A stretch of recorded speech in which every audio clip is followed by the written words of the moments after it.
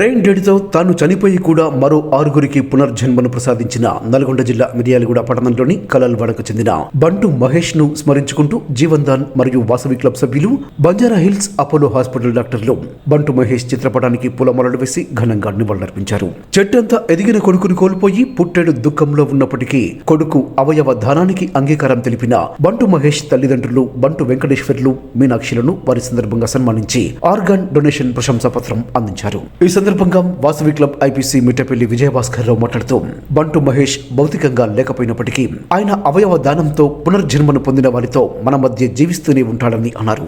దేవుడు ప్రసాదించిన ఎంతో శక్తివంతమైన మానవ అవయవాలను మట్టిపాలు అగ్గిపాలు చేయకుండా మరెందరో జీవితాల్లో వెలుగు నింపడానికి ఉపయోగపడాలన్నారు. ఎంతో దుఃఖంలో ఉన్నప్పటికీ తమ వాసవి క్లబ్ సభ్యుల మోటివేషన్ తో అవయవ దానానికి అంగీకరించిన బంటు మహేష్ తల్లిదండ్రులు ఎంతో పెద్ద మనసుతో తమ ఉదార స్వభావాన్ని చాటుకున్నారని ప్రశంసించారు. ప్రతి ఒక్కరూ blood donation, eye donation, organ donation పై అవగాహన పెంచుకొని సమాజంలో వాటి అవసరం ఉన్న వారి జీవితాల్లో కొత్త వెలుగు నింపాల్సిన అవసరం ఉందని తెలిపారు. ఈ కార్యక్రమంలో Vasavi club region chairperson Sama Srinivas, Apollo hospital Banjara Hills doctor Girish, Jeevandan PRO Manipal, REC Mandalapu Srinivas, diamond club president Gattu Venkateswarlu, Miryalaguda Apollo hospital doctor Bharat తదితరులు పాల్గొన్నారు.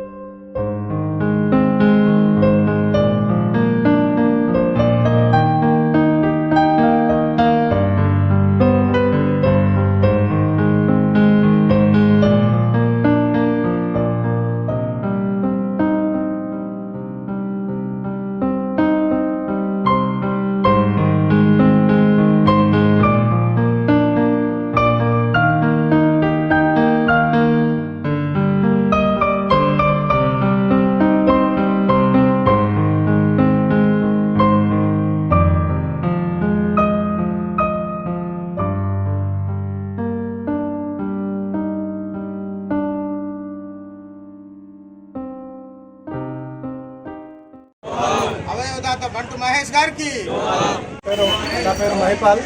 నేను జీవన్దాన్ పిఆర్ఓని. సారా చేసి అపోలో హాస్పిటల్ గిరీష్ సార్ ఇక్కడ మిర్యాలగూడ అపోలోలో డాక్టర్. సో ఇంత దూరం మేము రావడానికి గల కారణం మహేష్ గారి యొక్క అవయవాలను ప్రభుత్వానికి దానం చేసి ఇంకో 5గురిలో తన యొక్క ప్రాణాన్ని నింపాడు. ఇంకో 5గురికి కొత్త వెలుగులు నింపాడు. సో ఆ 5గురికి వీళ్ళకు భౌతికంగా తను దూరమైన కానీ ఇంకో 5గురికి వాళ్ళ కుటుంబ సభ్యులు దగ్గరికి చేర్చి అమ్మ నాన్న అనే పిలుపుకి సో వాళ్ళకి ఇంకా దగ్గర చేశాడు. సో ఈ అబ్బాయి సో మీకు తెలుసు, ఒక నెల కింద నుంచి తనకు ఒక తలకాయ నొప్పి, అంటే ఈ తలనొప్పి తీవ్రత ఎక్కువైపోయి హాస్పిటల్కి తీసుకురావడం జరిగింది. సో అలా హాస్పిటల్ నుంచి తనకు సర్జరీ చేసినప్పటికీ కూడా 30 లక్షల దాకా పైన ఖర్చు అయింది తనకు. సో అంతా జరిగాక కూడా వేరే హాస్పిటల్ నుంచి మా అపోలో హాస్పిటల్కి తీసుకొచ్చారు. అక్కడ తనకు బ్రతకడానికి ఏదైతే ఛాన్సెస్ ఉన్నాయో దానికి సంబంధించిన అన్ని టెస్టులు అనేది చేశారు. సో అన్ని టెస్టులు చేశాక కూడా తను బ్రెయిన్ డెడ్గా నిర్ధారించబడ్డాడు. సో ఏంటి బ్రెయిన్ డెడ్ అనేది? సో మనిషి యొక్క మెదడులో రక్తం గడ్డకట్టి సో అక్కడి నుంచి మన శరీరానికి వెళ్ళే సంకేతాలు అనేవి అన్నీ బంద్ అయిపోయి సో తనకు మరణం అనేది సంభవించింది. సో ఇప్పుడు మీరు ఏదైతే పక్షవాతం అంటారో, మన చేతికి కానీ కాళ్ళకు కానీ ఎక్కడైనా బ్లడ్ క్లాట్ అనేది జరిగినప్పుడు అక్కడ ఆ శరీర పార్ట్ పనిచేయదు. సో దాన్ని మనం పక్షవాతం అంటాం. అలానే ఈ బ్రెయిన్ డెత్ ద్వారా మనిషి యొక్క అంటే మాస్క్ అనేది పెడతారు కదా, వెంటిలేషన్ ద్వారా శరీరానికి ఆక్సిజన్ పంపుతారు. ఆ ఆక్సిజన్ ద్వారా మాత్రమే తన అవయవాలు పనిచేస్తుంటాయి.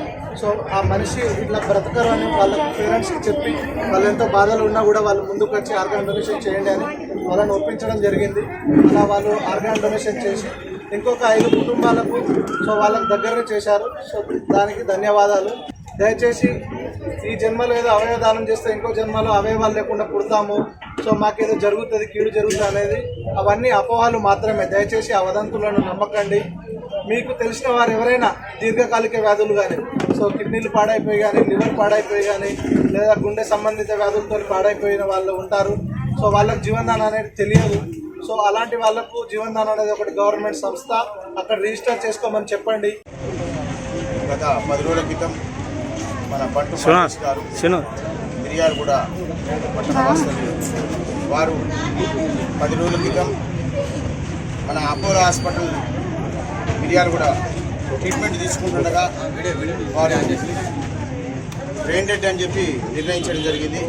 ఆ తర్వాత హైదరాబాద్ అపోలో హాస్పిటల్ జూబ్లీస్ వారికి ఇక్కడి నుంచి అంబులెన్స్ ద్వారా బాడీని అక్కడికి పంపించడం జరిగింది.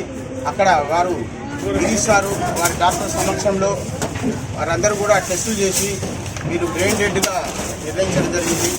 వారు నిర్ణయించిన తర్వాత వారి అవయవాలను మనకు kidneys, liver, lungs, heart, brain మేర ఇవన్నీ కూడా ఉపయోగపడతాయి అని చెప్పి చెప్పడం జరిగింది. అప్పుడు మన బంటు వెంకటేశ్వర గారు, మీనాక్షి గారు వారిద్దరిని కూడా మేము మోటివేట్ చేసి కన్విన్స్ చేసి మరొక 6గురికి ఈ అవయవాలు ఉపయోగపడుతున్నాయి.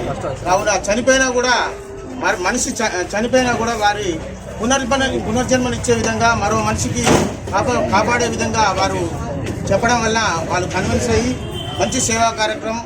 బాబు చనిపోయినా కూడా చాలా బాధాకరంగా ఉంది మాకు, మీరు వచ్చి తెలియజేసిన వెంటనే వారు అంగీకరించి వారు జీవన్దాన్ వారు మణిపాల్ గారు కూడా రావడం జరిగింది. వారు వచ్చి అక్కడ తీసుకున్న తర్వాత వారి అవయవాన్ని కూడా వేరే వారికి ఇవ్వడం జరిగింది. కావున వారి కుటుంబ సభ్యులందరికీ కూడా మా వాసవి క్లబ్ తరఫున ప్రత్యేక ధన్యవాదాలు, పాదాభివందనం తెలియజేసుకుంటున్నాము. ఎందుకంటే మనిషి బ్రతికి ఉన్నా కూడా చాలామంది ఈరోజు కాపాడుకోలేకపోతున్నారు. రక్తదానం, అవయవదానం, నేత్రదానం చేసి మరో మనిషికి పునర్జన్మనిచ్చే విధంగా మీ అందరూ కూడా కోరుకుంటున్నాను. ఎవరైనా తెలియజేసినట్టయితే మీరందరూ కూడా వారి భాగస్వాములు కావచ్చు. ఎందుకంటే ఎంతోమంది కిడ్నీ తోటి, లివర్ తోటి చాలామంది ఇబ్బంది పడుతున్నారు.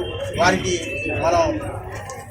మనకు తెలిసిన సహాయం, ఇన్ఫర్మేషన్ ఇచ్చినట్టయితే మనం వారికి అవయవాలను ఇవ్వడం జరుగుతుంది. కావున ప్రతి ఒక్కరు కూడా గమనించి తెలియజేయవలసిందిగా కోరుతున్నాను. లేదు అంత బాధలు కూడా తండ్రి తల్లి ఒప్పుకున్నారు.